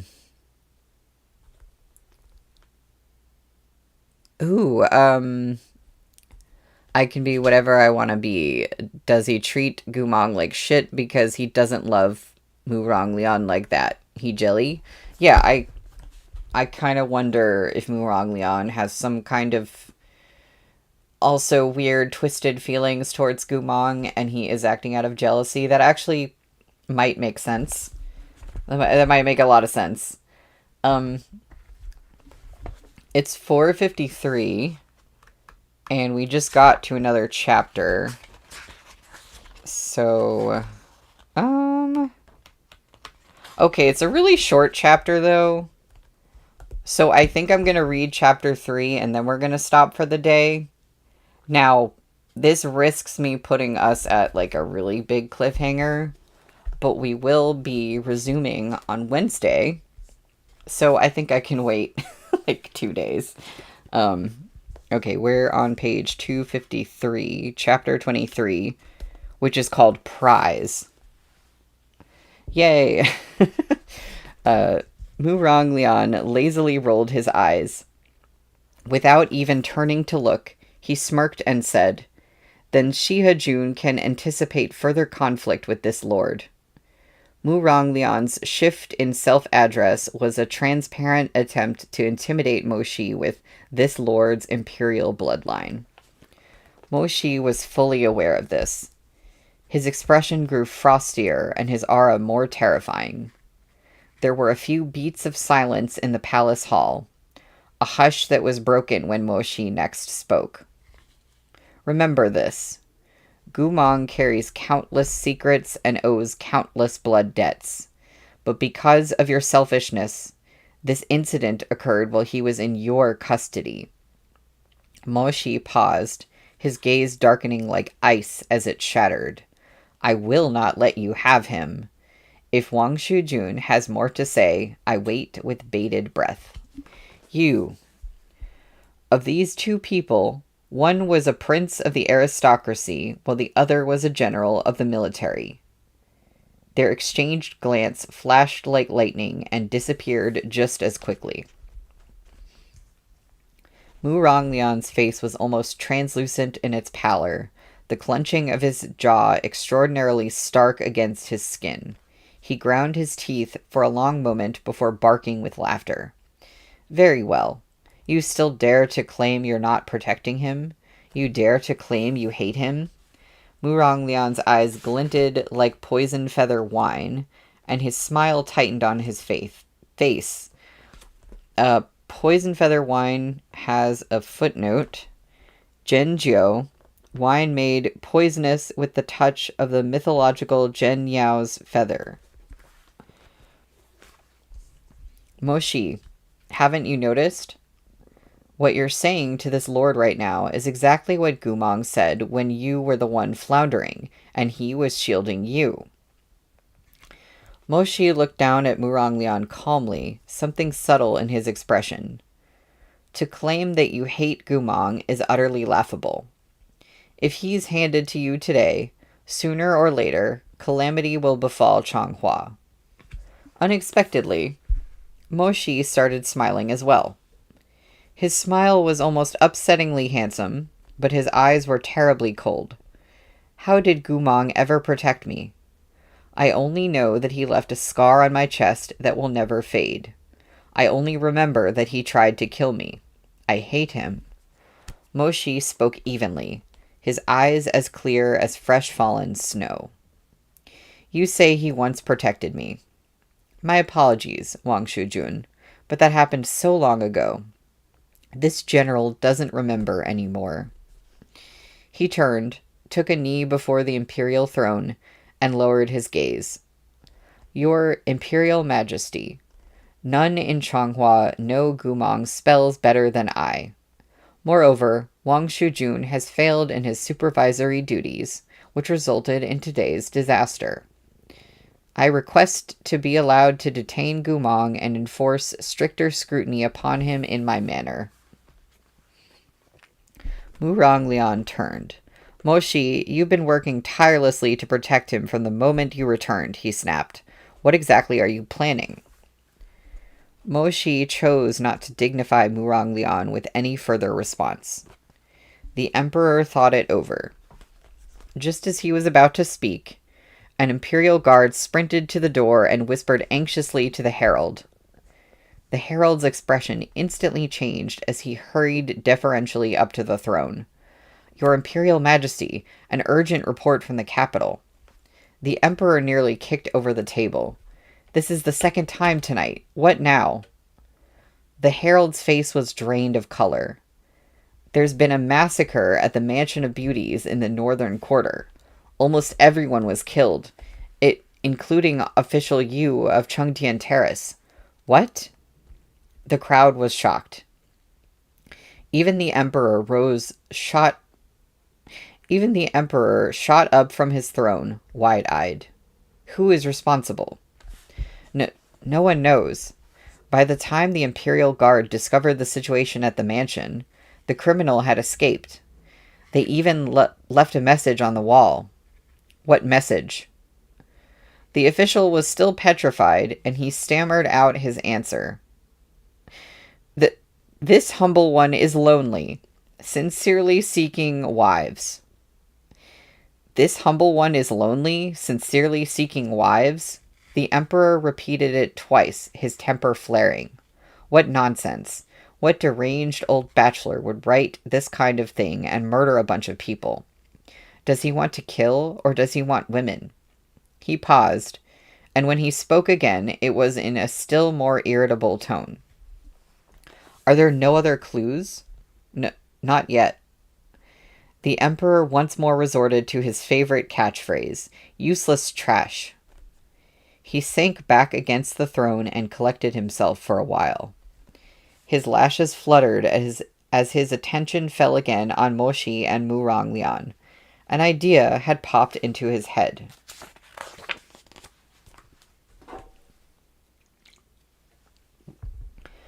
The matter of Gumong will be temporarily set aside. The emperor sat up slowly as he spoke. This Mansion of Beauty's incident had come at an inopportune time, but perhaps it could be useful. Of the two men fighting in front of the hall for control of Gumong, one was a blood relative and the other an important subject. Nothing good could come out of refusing either. This case was the perfect opportunity. He could toss the responsibility of decision to a third party. An atrocity such as this, within the imperial capital, is an insult that cannot be borne. We command the two of you to go forth and investigate at once. Whosoever catches the culprit first may return to ask us for Gumong. Your Imperial Majesty intends to make him a prize? Muranglian asked. The Emperor glanced at him. You two are already at each other's throats merely to settle a personal grudge. Or will he not suffice? Muranglian smiled. He will. However, while I do this for revenge, Shiha Jun's motives are yet unknown. Moshi said nothing. Enough, Muranglian. Shiha Jun has always been a gentleman. Stop throwing around accusations over some petty grievance. The Emperor impatiently waved a hand to cut him off, then pointed at Gumong, asleep within Shennong Terrace's shield array. Shiha Jun, we also want to see which of you possesses the greater skill, he said. If you have no objections, then let it be done. I accept, Moshi said. Then you should get on with it. The Emperor spun the beads in his hand. Whoever wins can take him away. Thus, the still insensible Gumong became the incentive for those two noble lords to crack the case. Muranglian wanted him to suffer, whereas Moshi wanted. Forget it. He didn't know what he ought to do after bringing Gumong back to his manor either. Nor, at present, was it something he ought to think about. Inside the Mansion of Beauties, Moshi, clad in a set of black imperial commander robes, stood with his hands clasped behind his back, gazing at the words scrawled on the wall in fresh blood. At the Emperor's command, the healers from Shennong Terrace were handling the corpses that had died tragic deaths within the brothel, while Moshi and Muranglian had accompanied them to investigate the matter and catch the killer. Among the dead are 14 prostitutes, 37 clients, and 7 mansion employees. One of the healers was giving Moshi the casualty report. After cross-referencing with the directory, we determined that 5 prostitutes are missing. Muranglian frowned. Missing? Yes. Seeing as everyone in the brothel was killed, and even official Yu couldn't escape, Those 5 prostitutes can't have gotten away on their own. It's likely that the killer took them away, Muranglian said thoughtfully. Why did the killer take those 5? Is he really taking women captive to be his wives? Mo Shi walked to the side of the blood-stained staircase, where a few healers were handling Elder Yu's corpse. As he approached, they all performed obeisance. Shihajun. What traces of magic remain on Elder Yu's body? Shihajun. They are similar, but not identical, to the black magic spells of the Liao Kingdom. Please come take a look. As the healer spoke, he lifted a corner of the cloth covering the corpse. Official Yu's eyes have been taken and his heart dug out. The flesh around the wounds has festered with unnatural speed, faster than injuries caused by ordinary weapons. In fact, it seems like a cannibalistic vengeful ghost, Mo Shi finished with a frown. Yes, it does look like the work of a vengeful ghost. Mo Shi's gaze swept over the evidence of Elder Yu's violent demise. The 2 hollows of his eyes and the hole in his chest had begun to seep black liquid. But vengeful ghosts were rarely lucid. Writing something like, "This humble one is lonely, sincerely seeking wives," didn't seem like the behavior of a vengeful ghost. As he thought, his gaze slowly traveled down, stopping at the Elder Yu's mutilated chest. Are the other bodies like this as well? The healer flipped through the records and shook his head. No, only 17 people had their eyes and hearts dug out. Only 17. Show me the names. The first one who had died this way was Elder Yu. Mo Shi wasn't familiar with all the names that followed, but those he did know were young masters from influential families. The ones who lost their hearts were all cultivators. We can't yet be sure, but that seems to be the case. A cultivator's heart was where their spiritual core resided, and after hearts, eyes were the strongest source of spiritual energy. When devoured by vengeful ghosts and demons, these organs could serve as potent cultivation amplifiers. Mo Shi lowered his head, murmuring to himself in thought. At this moment, an Imperial guard pushed open the door. He had been running hard, and despite the cold outside, sweat beaded his forehead. Shihajun. Wong, wong, wong. There's a footnote. Wong, wong, wong is the Chinese onomatopoeia for barking dogs. Muranglian flicked his peach blossom eyes to the side, smiling with keen interest. Wong Wong, why are you barking? Are you calling our Shihajun a dog? The guard swallowed. Wang Shujun. Muranglian's smile vanished. Catch your fucking breath before you speak. Yes, sir, the Imperial guard hastily replied. There's been a new development. After Gumong went berserk, the warning barrier at Luomei Pavilion was broken. Just now, when the manager was accounting for the pavilion's occupants, they discovered someone missing. Muranglian bristled and grabbed the guard by the lapels. What happened? They checked 3 times and said that despite the chaos, no one escaped. How is someone missing now? The guard didn't get a chance to respond before another team rushed over through the snowy night on horseback. As it turned out, they were escorting Madame Qin, manager of Luomei Pavilion. She fell to her knees as soon as she dismounted, shivering on the ground. Wang Shujun, this servant deserves death. This servant deserves death. Muranglian was about to pass out from pure rage. If you want to die so badly, do it later. First, tell me clearly. Are you blind or are you stupid? When you took attendance the first 3 times, you said no one was missing. So how is that no longer the case? Explain. Wang Shujun, please forgive me, she sobbed. This servant was only counting the prostitutes and courtesans, and she attentively checked on them so many times. They were all present and accounted for, but this servant forgot. What did you forget?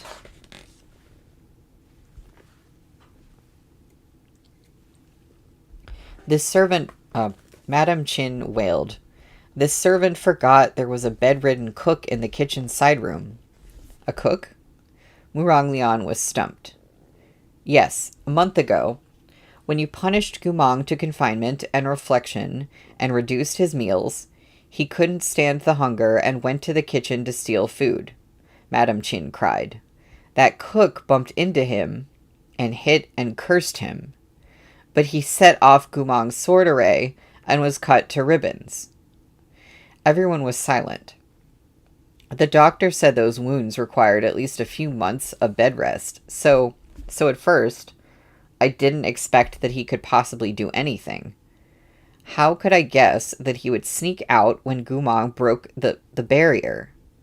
Useless trash. Murong Lian was infuriated. He kicked Madame Chin in the chest and sent her flying into the swirling snow. Pointing at her, he bellowed, "Do you know what manner of disaster you've unleashed?" All the servants and prostitutes of Luomei Pavilion were prisoners who harbored deep loathing for Chonghua. Although their cores were destroyed when they entered the pavilion, every country had their arcane secrets. It was said that there had once been a black magic practitioner from the Liao Kingdom who could even repair shattered one.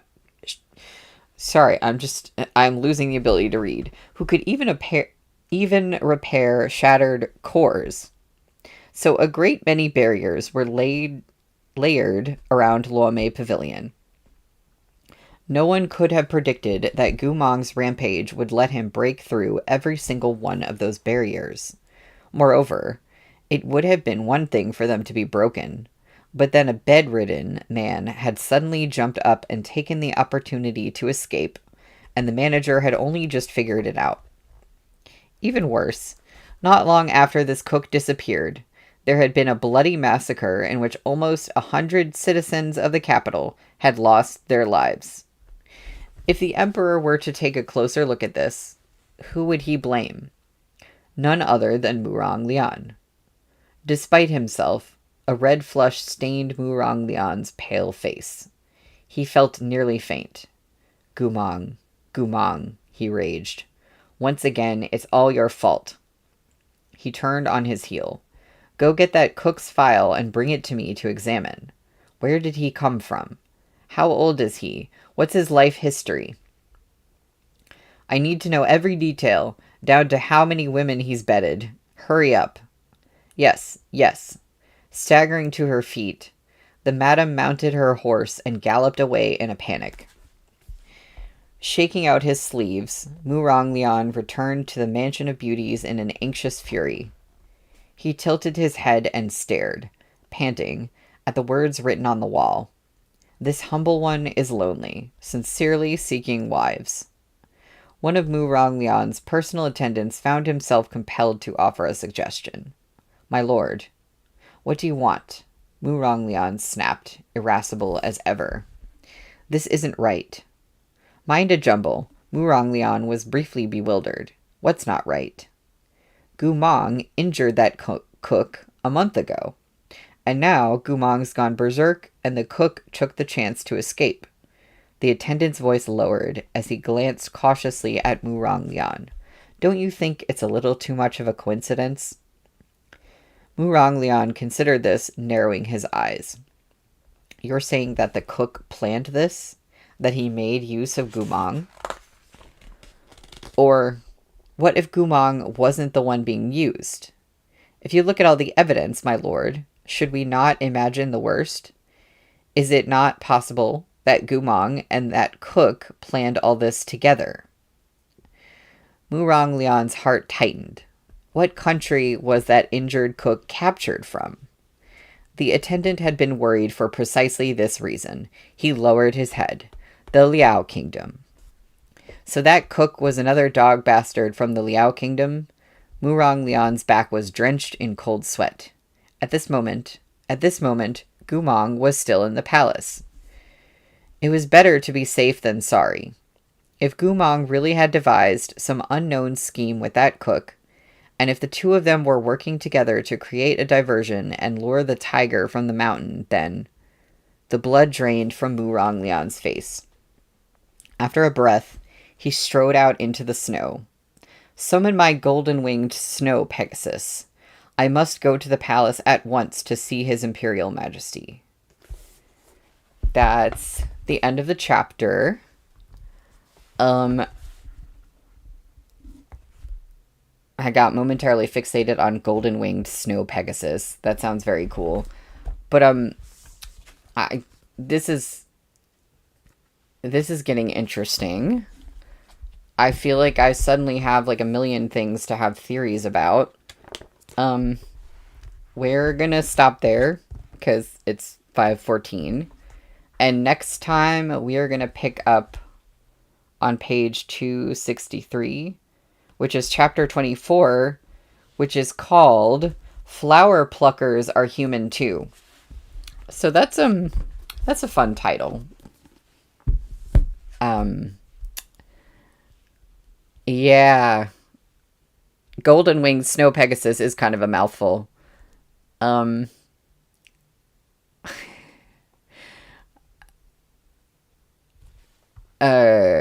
Blue Turnips. I'm not even mad that he kicked her. That woman's been regularly whipping Gumong for years. Yeah, it more just shocked me that he would do something like that out in the open. Like, he literally just kicked her, like, far away. But I don't really feel bad. Henry, heartbreaking. The worst guy you know has the coolest pet travel means. Yes. Wait. Blue Turnips. What was the Sha Shidi reference? Was it something that Sha Sini would say? I don't think I caught the reference.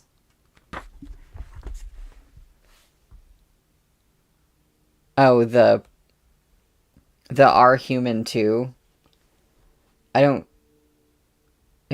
totally forgot about when he says that, but I wouldn't put it past her to make another unfortunate Arha reference just like whenever she gets the chance. So, yeah. Yeah, I'm starting to wonder if the cook is the eyeball eating guy who did the massacre. But